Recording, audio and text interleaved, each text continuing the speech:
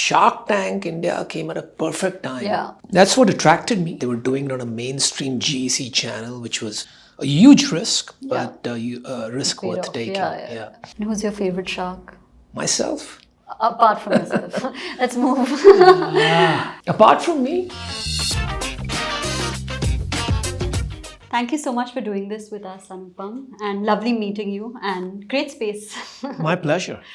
I'm going to go and get right into it from the very beginning. So, your dad was also a businessman. That's right.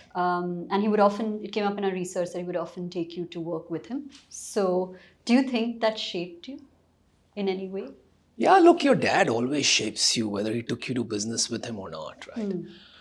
But certainly in my case, I grew up in a typical Baniya family, right? And Bombay is very familiar with Baniyas. And, at one point it was a very derogatory term as well. Baniya bolte the matlab Marwadi, Kunjus, there were all these terms.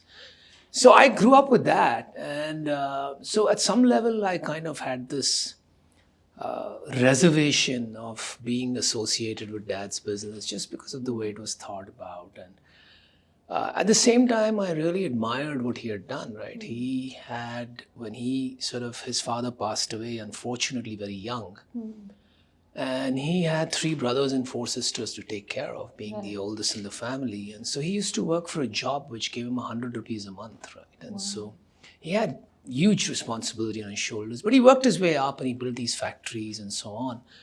And, like a typical Baniya family, as I came of age, and coming of age in a Baniya family means as soon as you're like 14, 15, right? Yeah. It's like, ladka kharab ho jayega, isko dhande pe lagao. So my dad, and not for any other reason, he didn't know better. And he said, you must start coming to office with me. And my mom was very adamant because I was a little bit of a badmash after I became 13. I used to spend a lot of time with the wrong people, as they say, right? I was one of the wrong people, but your parents like to blame it on others. So I started going with him to the office, and then my mom decided to make life a little more difficult for me, and so she said, look, let's send him to the factory every day. And the factory was like 2 hours away, right? So as a 15, 16-year-old guy, I used to take a train every day and go to Dombivli with those typical traditional briefcases. It was quite a sight when I look back. I wouldn't be dead caught in a briefcase today, but back then that's what I used to do. And I used to hear my dad on the telephone. I mean, for in Baniya families you'll find, right, and business families, there's no 9 to 5. It's not like dad used to leave at 10 o'clock and come back at this time and business was over. His business used to start with a telephone call. That could be at 8 o'clock, 8:30, 9 a.m. And that would continue. I mean, loud sounds coming out. And, they always spoke loudly to each other. And then he'd go to the office at maybe 11 or whatever and come back late. And this would continue all day. So I think that kind of shaped me in a way that, once you're an entrepreneur, there's a lot of hard work and commitment, right? And it sort of became second nature for me, right? Just because I saw it. That's what I grew up with, and I didn't think otherwise. And so I think a lot of credit to where we've come, goes to those learning experiences. Yeah. So, you were mentioning that you were a naughty child, let's put it that way. Can you walk us through it? Because I'm sure that's relatable to very many people who are in college or in higher school. I think I was a very bad teenager. So when I hit my teens around 13, right,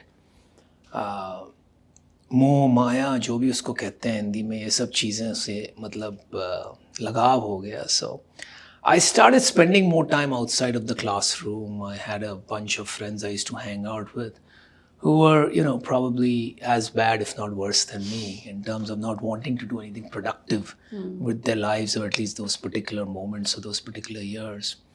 And I think that's kind of where I fell into it. So that naughtiness became badmashi, became a little, risque, if you will. And then eventually, we had to sit down and we decided as a family that maybe it was time for me to sort of go out into the world away from this maddening situation. And so then I went to the US and continued my studies. Yeah. So this is a subjective question. When you were going through this phase and taking that trip to the US, was a lot expected of you, or what was it around you, right? What was the environment? Right. Like I always these days say jokingly, right? If you want to make people happy with you, you should start off by disappointing them so much that they have no expectations Yeah. left. You come When they out. have no expectations left, you'll only make them happy. Yeah. You can never disappoint them. So in a sense, that's what defined my journey. There were no expectations.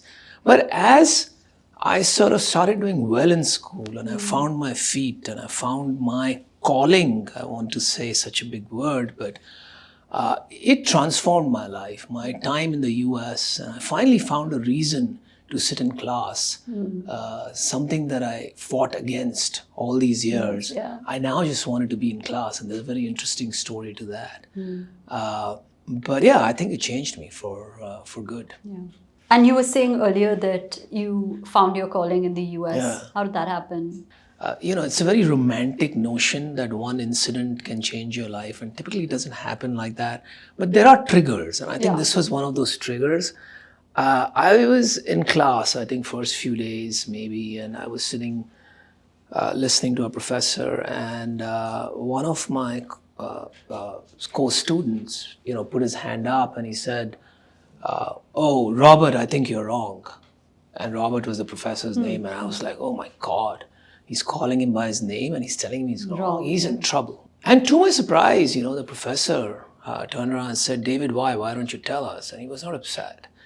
And then there was a nice argument, debate that followed. Different people jumped in with different perspectives. And in the end of it, we all were a lot better off. And I just suddenly realized that you could fight and argue with your teacher. And from that day onwards, whether I had something to say or not, I used to put my hand up and say, "I don't agree with you." Yeah. But I think, jokes apart, the important point there was it made me realize the value of having an opinion.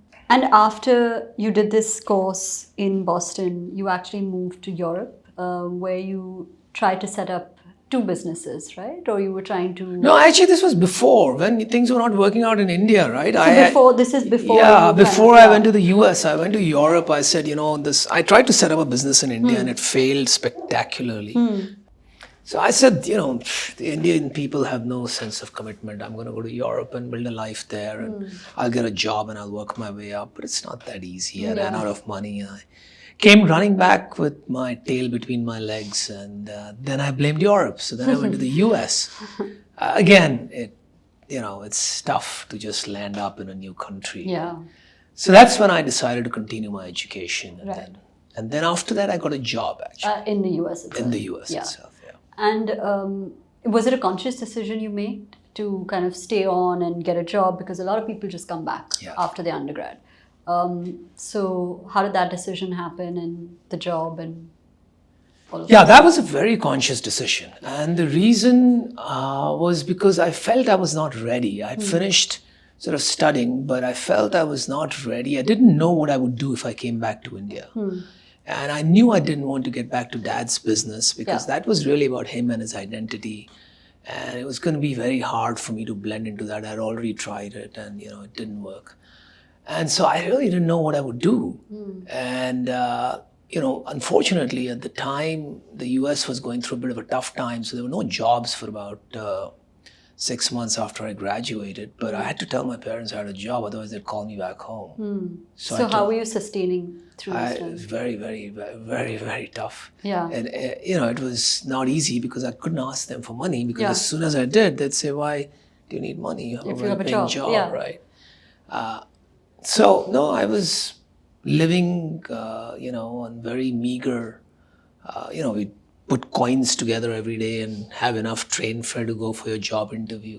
Right. So it was a tough time, but I was very clear that I wanted to stay and work for a few years. And so, I sent out about, I had counted, I think about 1,200 resumes. Wow. And, I don't know, some 300 interviews or some crazy number. I finally managed to join a great company, and I rose very quickly in that company. And so I learned a lot, and it was in the consumer technology space, and learned a lot. When the dot-com bust happened, I had a small little company in India. I was moonlighting. My cousins had joined me, and we were doing some work for other companies. So when that implosion happened, I said, look, this might be a good time to start looking homeward and, seeing what we can make of this little experiment we started. Yeah. And you were 26 and still working while you thought of or launched sagai.com. It was before shadi.com? Yeah, so at that point we launched Sagai, and because domains were not easy to get, and so we didn't just launch Sagai. So the idea was, because I was working in the consumer tech sector, and consumer internet was really taking off in the US, there was no need to think that somehow India would not follow the same pattern. Globally, the internet was going to become a big medium to be reckoned with. And so we said, now is the time to get into India internet. Although the growth, the adoption of usage is not that high because it's very, very expensive, right? Until 2000, even late 90s, a phone call was like 16 rupees a minute, right? Something ridiculous. And internet was very expensive. But we said eventually it'll get there. So we started a bunch of things. One was sagai.com. One was we started an email service. We started the first e-commerce site in India at that point. And the we here is you and your cousins? Yeah, me and my cousins. I had funded the initial company, and I had founded it, and they joined me a couple of years later. And so we launched these bunch of different things because while we were also building websites for other people, we had a lot of downtime. We didn't have that much work. So we had these programmers and designers.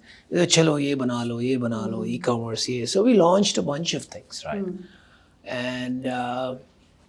And then the dot-com implosion happened. So there was no way we could support so many things, and nobody was funding anything to do with dot-coms those days. So that's when we zeroed in on sagai.com, and we had about $30,000 in the bank at that point. That's it. Those were our company's savings. Yeah. And we bought the domain shadi.com for about the same price. Wow. So we bet everything because we knew that... Sagai is hard to pronounce, and South it means, I don't know what it means. Sagai is also not the end game, Yeah. as in it's halfway there. Yeah, correct. Yeah. So it just didn't make sense, and so we bought that, and I think a lot of things changed, and. But was there a particular thought that you guys were operating on that this could be huge because India as an ecosystem loves marriages and celebrates marriages? So was there a thought process, or this was just very mechanical, like, okay, this is one of the very many products that we released? No, so it's interesting, right? I think there's a deeper question here. And actually, I want to give you a deeper answer because this is an entrepreneur's journey or a conundrum that most entrepreneurs go through.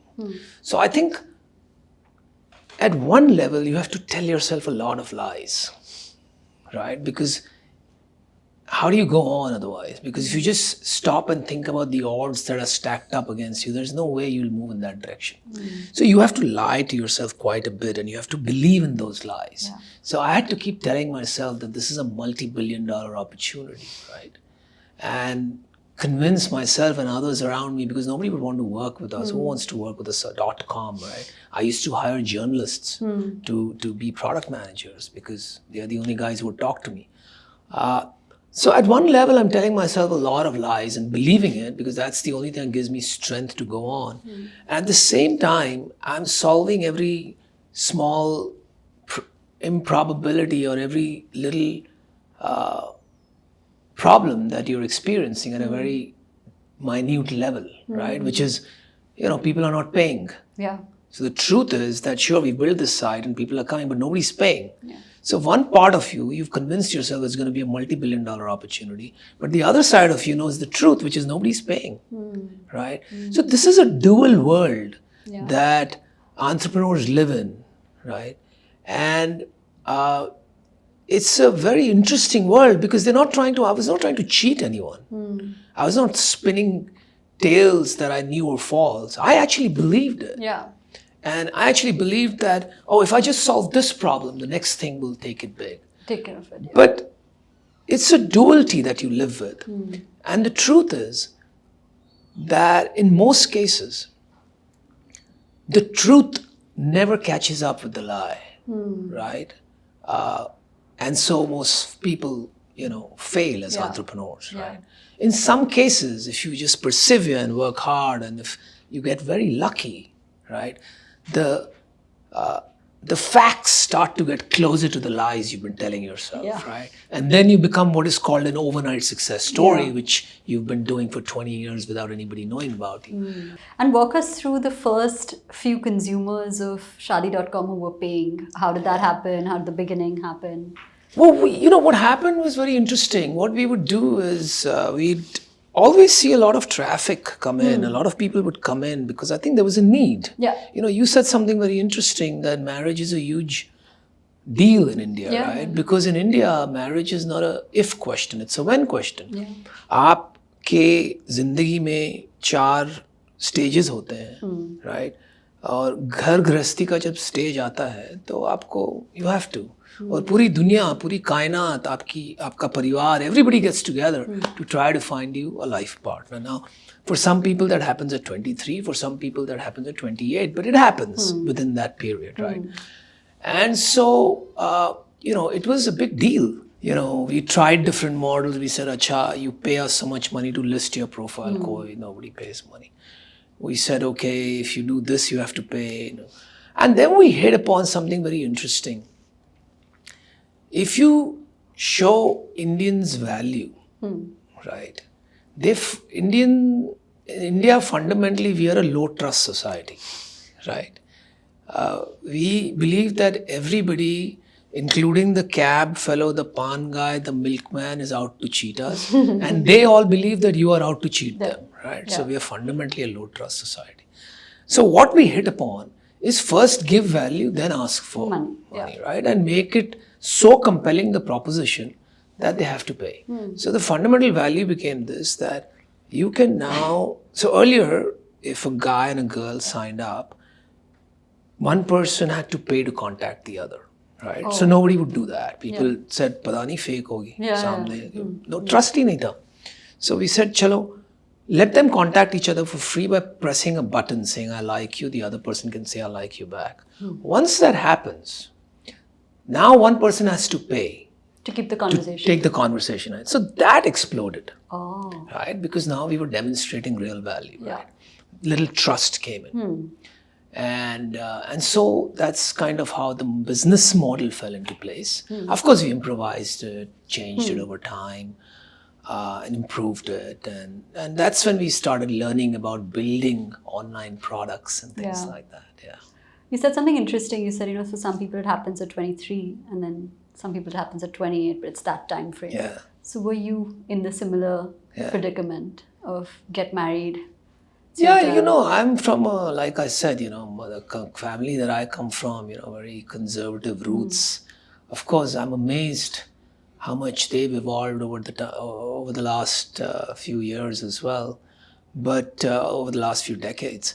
But at the time when I was young, they were extremely conservative because India was very conservative, and they were very, India was very tribal and community-centric, right?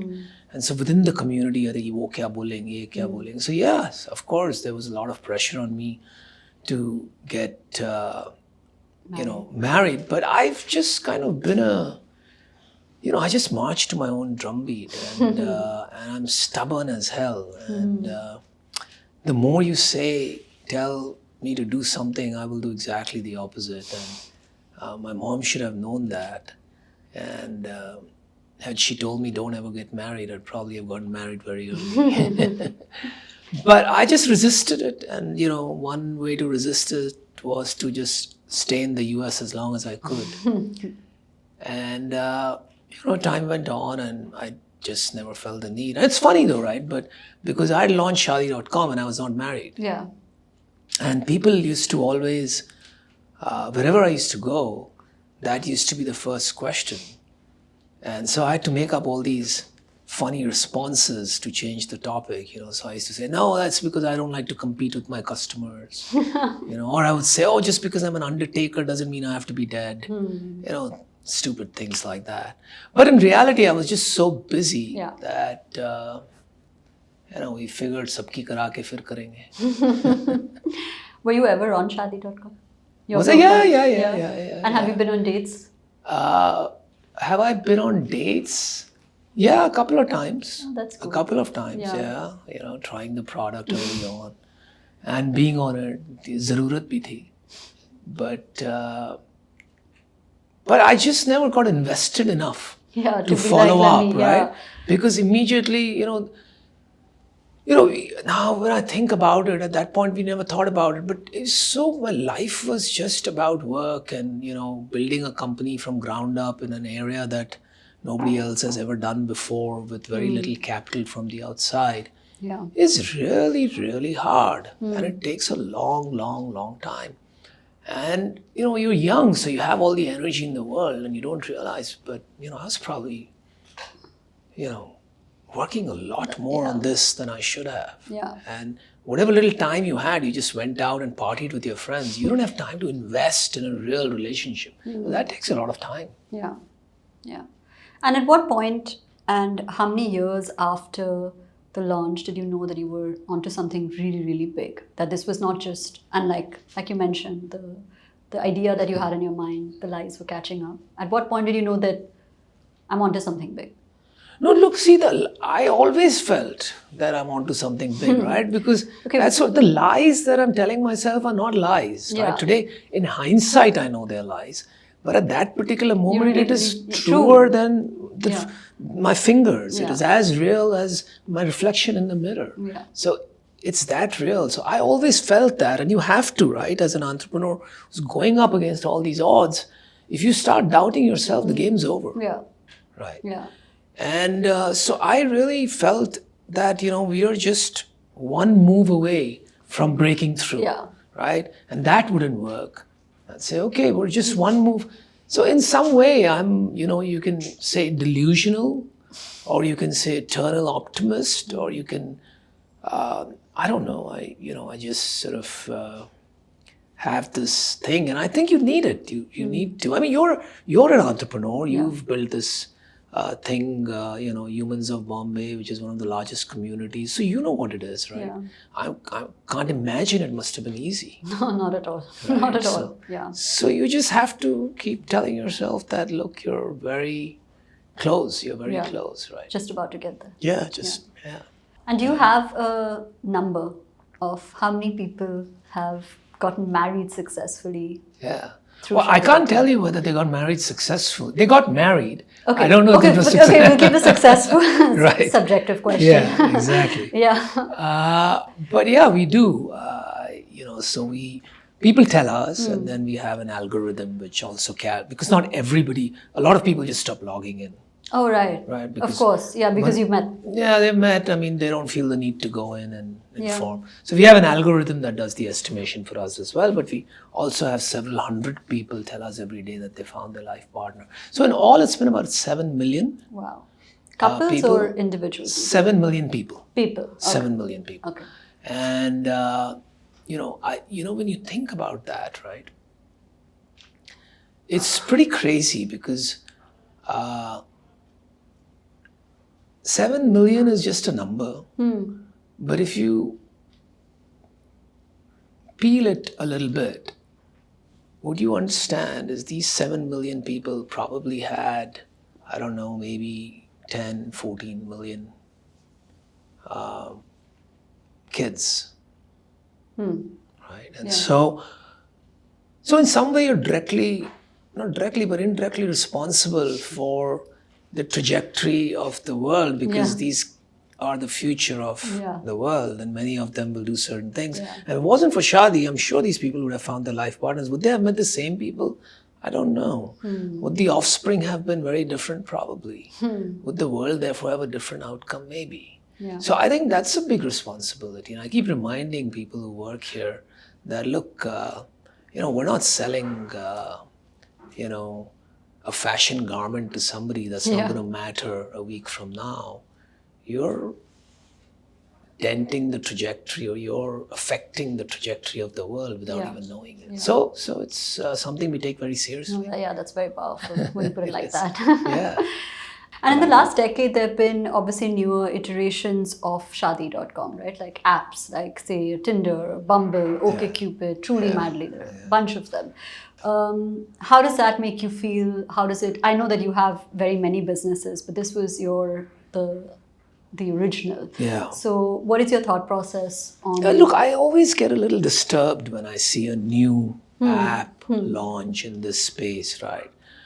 And always a little troublesome. Or now I don't. Earlier I used to lose a lot of sleep, particularly when Facebook announced Facebook dating. I don't know if you remember a few years back. With a lot of fanfare, they launched Facebook dating. It bombed. Oh yeah, it didn't work. Spectacular failure, right? Which was great. But at that point, I was very, very worried because I said, look, they already have all the connections. Yeah. And they know your friends' friends. And what better way than to match friends' friends? But over time, what I've realized is that businesses with network effects are very, very, very powerful. Right? It's very hard for anybody, no matter what they do. Of course, if they decide that they want to spend $1 billion without making any money, yes, they might be able to hurt us. But otherwise, you can start anything you want today. But fundamentally, it's not features that make a product or a business proposition.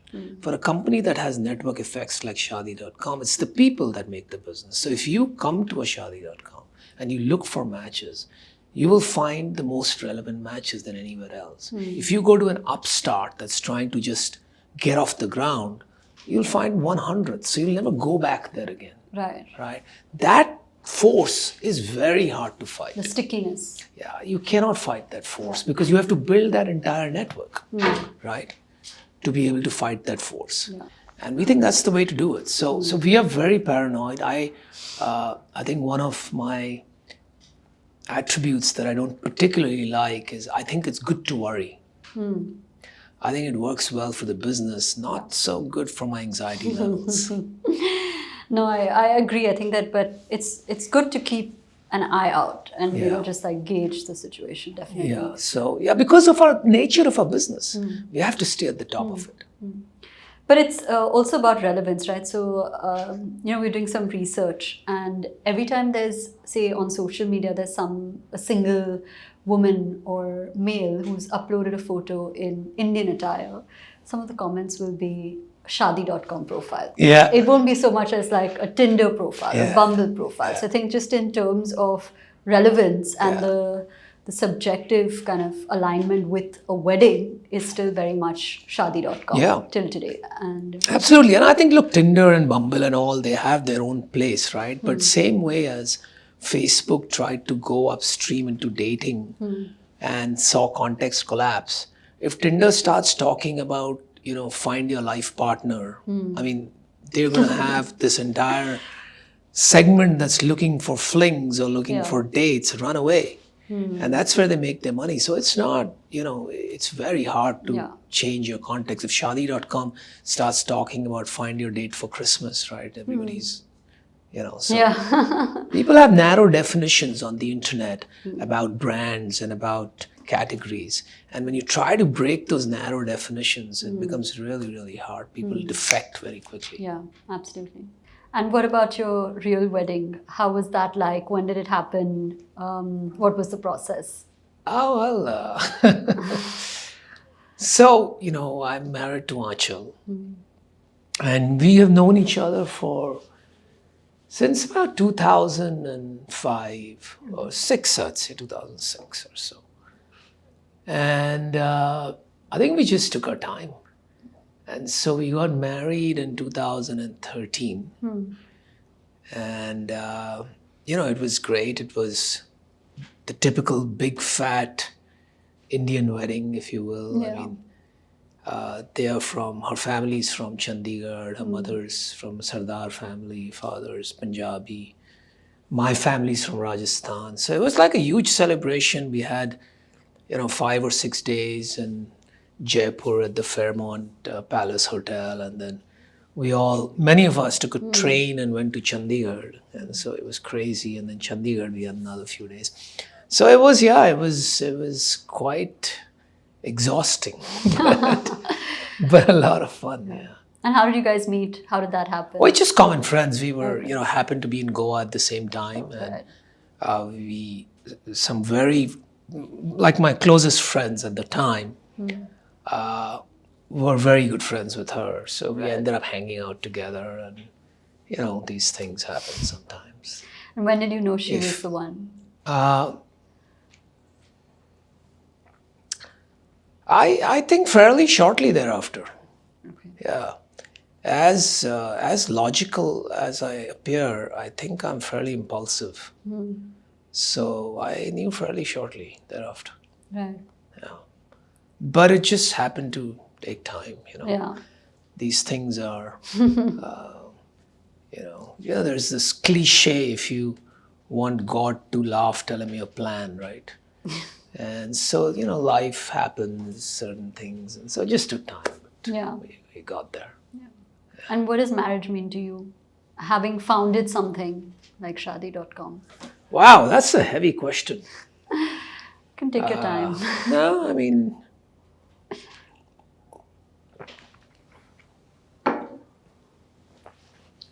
I think marriage to me fundamentally means growth as a human. Yeah. Right. And it's very interesting, but a big or deep value that human beings hold, right, is freedom. And a lot of people think that freedom actually means being free of obligations and commitments. And so you find people dodging commitments, right? Like I did for a long time. A lot of people do. Because we have this warped notion of freedom. Yeah. And we confuse it with being unattached, right? If you're not attached to something, you're free. But I think real freedom is when you have all these obligations and commitments, and you can still remain unattached, right? Or unemotional, right? You're still going to fulfill your obligations. And that is true freedom. And that comes only if you get married. And that's what personal growth is, right?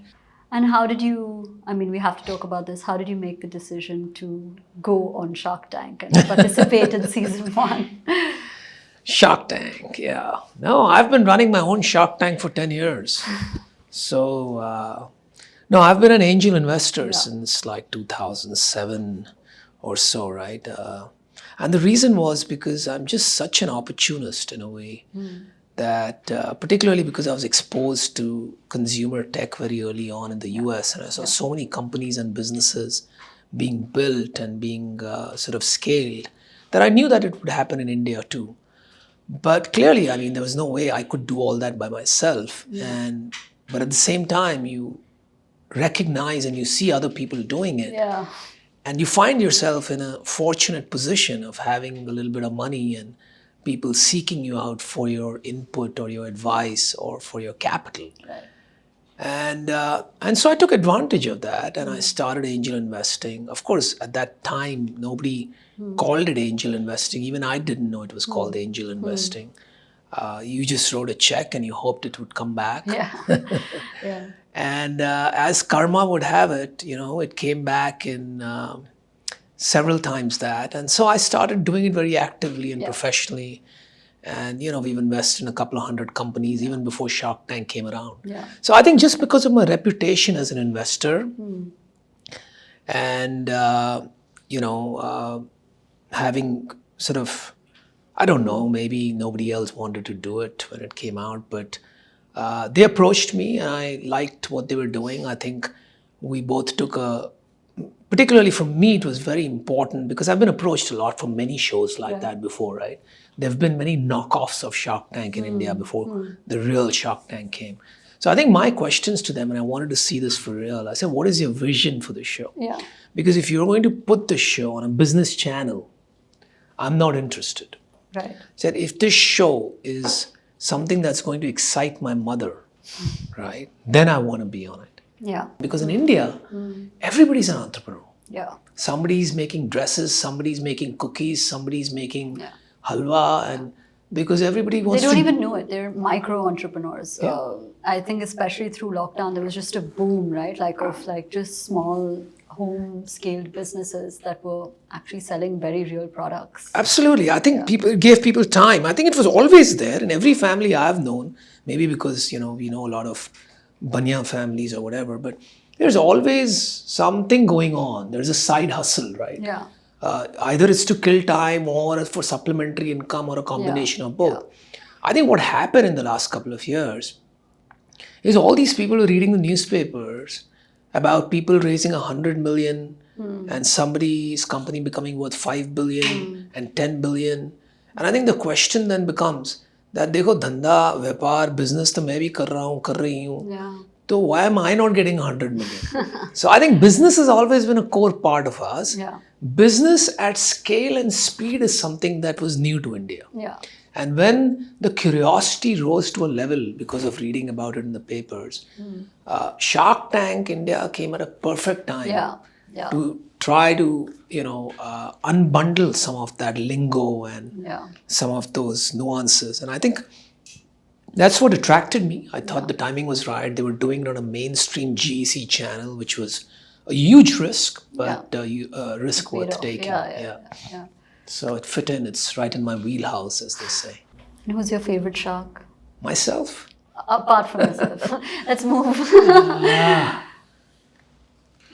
Apart from me, I think Ashneer. Yeah.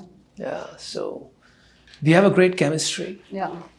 And, a lot of respect for each other, of course. We've known each other before. And, Yeah, he's wildly entertaining. Yeah, but he's clear, right? Yeah. He's not, it is what it is, right? Yeah. And, so that's fine. I like that. Yeah. So now we're going to get into just a little bit of snippets. Okay. These are things about you that we couldn't find on Google. Okay. So we just thought we'd ask. Wow. So now it's on Google after the show. How would your friends describe you? Troublemaker, badmash, trustworthy, friendly. So yeah, they think of me as I think fun and trustworthy. Yeah. What's your biggest fear? The fear of becoming irrelevant. Yeah.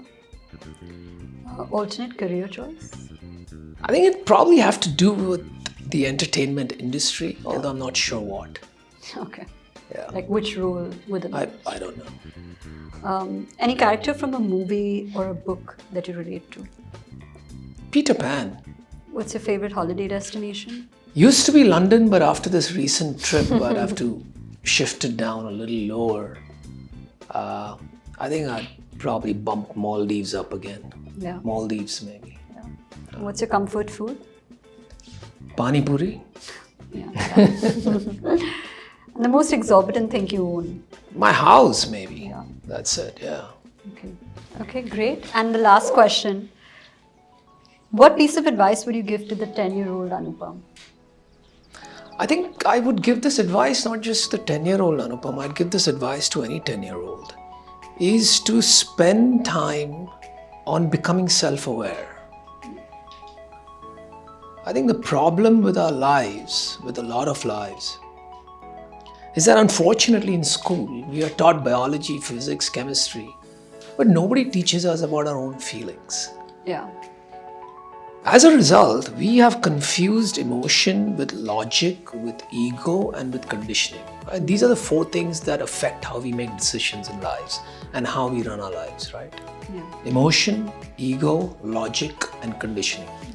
And we don't know which is what because we've not spent time becoming aware of these things. I learned very late in life that this is what influences how you make decisions. And decisions fundamentally change the trajectory of your life. So if a rocket leaves the earth and it's 1 degree off when it leaves, by the time it reaches the distance of the moon, it's thousands of miles away. Yeah. So small changes and decisions you make early on can take you very, very different places. Compounded. And exactly, right? Because as you proceed, it takes you to a different direction altogether. Yeah. And so I think 10-year-olds don't listen. So giving advice to a 10-year-old is just not Conducive. Yeah. worth it, or is just ineffective. But this is the advice I would give parents, Yeah. is to really spend time getting your children to become self-aware, to understand what emotion they're feeling, to understand what's affecting them, right? And so I had to train myself to do that very late in life. And I think it transformed me. Yeah. Absolutely. Yeah. That's it. Thank you so much for Thank doing you. this and taking the time. It's been amazing. And it was great to know the person behind 7 million weddings. It was absolute pleasure. And thank you for doing this for us. No, thank you. It's been really magical, Karishma. That's what the word means as well. No? But no, really, I think the conversation was more human than I've had for a long time. So fits perfectly. Humans of Bombay, right? All the best. Thank you so much. Thank you. Okay. If you like this episode, don't forget to subscribe to our channel and hit that bell icon. Thank you all for being the best community, and I'll see you soon. It wasn't like something which was premeditated. It was more like, at that point of time, I think life was on a different trajectory. I was on a different kind of a high. My daughter was there. I had a good settled job, and life was beautiful, right? Yeah. So everything that was coming, I was just saying yes, yes, yes. You just wanted to go with it. Yeah, go with it. Yeah. And I was working out in the gym, and so my friend Pawan, at the time, he was also working out, and he noticed me that I have proper 6-pack abs and everything, and I'm shredded, and he's like, is this possible without drugs? And I said, yeah.